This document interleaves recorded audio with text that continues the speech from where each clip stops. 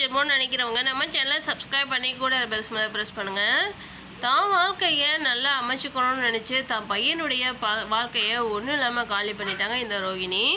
போகிற பக்கம்லாம் பார்த்தா சீக்கிரம் வந்து ரோகிணி தான் கிறிஸுடைய அம்மா அப்படின்ற உண்மையும் தெரிய வரப்போகுது. கிறிஸ், உனக்கு உடம்புக்கு சரியாகிற வரைக்கும் நீ வந்து மீனா ஆண்டி கூட இருக்கியா, இல்லை இங்கே அதான் மீனா ஆண்டியும் அம்மா வீட்டில் இருக்கியான்ற நம்ம கிறிஸ் கேட்கும்போது, நான் உங்கள் கூடவே இருக்கேன் மாமான்ற மாதிரி வந்து நம்ம கிறிஸும் சொல்ல போகிறான்.